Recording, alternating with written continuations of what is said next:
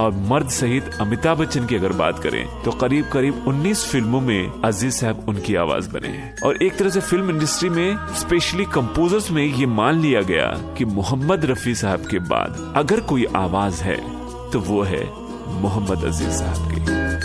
न फनकार तुझसा तेरे बाद आया, मोहम्मद रफी तू बहुत याद आया, मोहम्मद रफी तू बहुत याद आया। इस सॉन्ग की रिकॉर्डिंग की भी एक कहानी है और ये सॉन्ग रिकॉर्ड होना था तो लक्ष्मीकांत प्यारेलाल की नजर में तो एक ही आवाज थी और वो थे मोहम्मद अजीज साहब। वो डिसाइडेड था उनकी नजर में, क्योंकि लक्ष्मीकांत प्यारेलाल और मोहम्मद अजीज साहब के ये जो बॉन्डिंग बनी थी वो सिर्फ इस वजह से बनी थी कि उन्हें रफी साहब की परछाई माना गया। अब देखिए ना, रफी साहब ने लक्ष्मीकांत प्यारेलाल के लिए अपने करियर में करीब 377 गाने गाए, 377, और मोहम्मद अजीज साहब 327, सिर्फ हाफ सेंचुरी सॉन्ग्स कम है।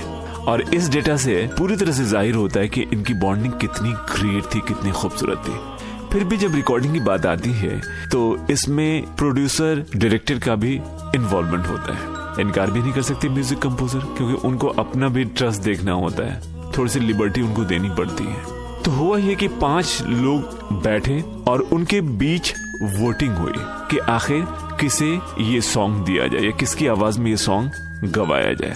और इत्तेफाक देखिए, 5 लोगों ने मोहम्मद अजीज का ही नाम सजेस्ट किया और फिर अजीज साहब को बुलवाया गया और प्यारेलाल ने कहा कि देखो, आज तुम्हें हम एक बहुत ही बड़ा तोहफा देने वाले हैं। अजीज साहब हैरान थे, पूछा कि वो क्या है, तो कहा कि आज तक तुम जिसके दीवाने रहे हो, जिसके एडमायरर रहे हो, जिनकी रूह तुम में बसती है, जिनके लिए तुम जिए हो, आज उन्हीं के लिए एक ट्रिब्यूट सॉन्ग तैयार होने वाला है और उस सॉन्ग को तुम गाने वाले हो। इतना सुनना था कि मोहम्मद अजीज साहब की आंखें नम हो गई। और जब तो अजीज साहब की आवाज, आनंद बख्श साहब के अल्फाज और लक्ष्मीकांत प्यारेलाल की धुन, इनका मिश्रण और उसका असर ऐसा हुआ कि जितने भी म्यूजिशियन थे, जितने भी वहाँ मौजूद लोग थे, सभी की आंखें नम हो गई। पूरा माहौल गमगीन हो गया था रफी साहब की याद में। नो डाउट रफी साहब जैसा कोई नहीं है, ना कभी होगा, ये मान चुके हैं हम सब। पर आज अजीज साहब की याद में हमारी आंखें नम हो रही हैं। उनके जितने भी सॉन्ग्स मैंने गुनगुनाए हैं, ऐसा कभी भी नहीं लगा मुझे कि मैंने गले से गाया हो, ना, बल्कि हमेशा ही महसूस हुआ कि ये आवाज सीधे दिल से आ रही है।